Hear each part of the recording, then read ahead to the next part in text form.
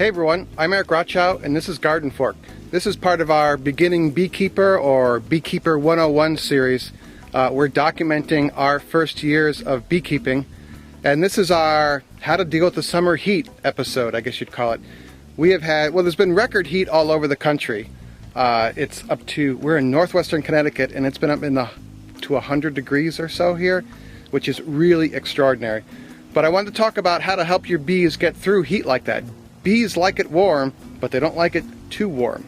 And one of the most important things you can do to help your bees keep the hive cool and keep the hive healthy is to provide a nearby source of water.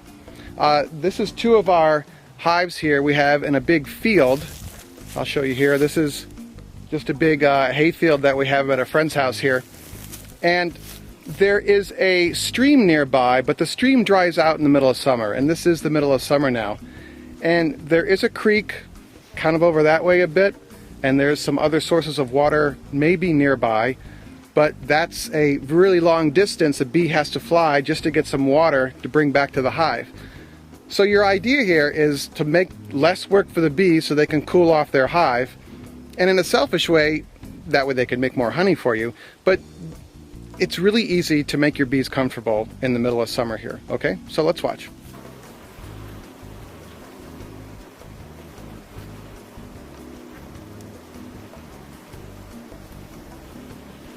You know your bees are hot when you see a couple of things. First of all, these hives here, there's a bunch of bees on the outside of the hive, and that's not usually an occurrence unless the population is really huge. And these are first year bee packages, so that's not the issue here.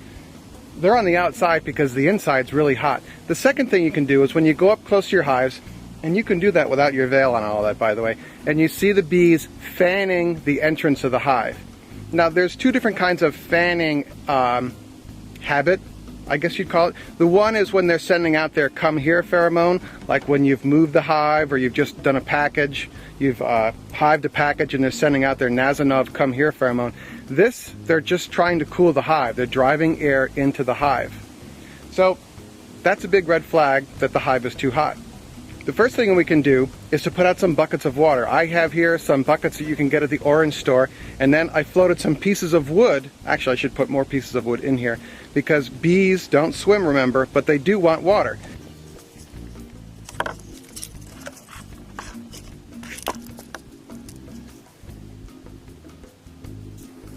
Another thing you can do is help the ventilation of your hive.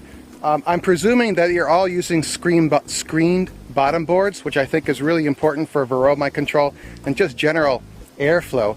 But you can take the tops here and we can lift them up and bring them back a little bit. You don't want enough that there's water getting in, but if we pop the tops of our outer covers, we'll allow better air circulation.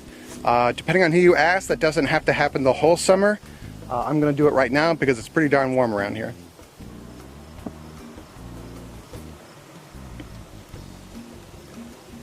So I've got two used queen cages here that I've just used to prop the top of this slightly open, so there's an air gap here and more air gets into the hive.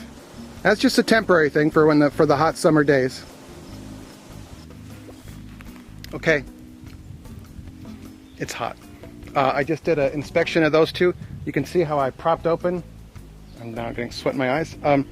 You can see how I put little pieces of wood into there and I propped open the tops, let more air through. When it cools off, I'm going to take those back out and put the inner cover down the way it normally is. But in the heart of the summer, this is one way to ventilate it. Remember to have your water buckets out or some sort of source of water. It could be like a chicken feeder, or if nearby you have cattle or horses and they have a big stock tank, you can float pieces of wood in that as well. But just, you want the water nearby and you want to give them ventilation. All right? So there's more beekeeping videos on our site. We also just recorded an hour-long Beekeeping for Beginners frequently asked questions for GardenFork Radio. My friend Matt, who is interested in beekeeping, asked me a whole bunch of questions and I just answered them all. And I'm only a 3-year beekeeper, so I'm not the expert.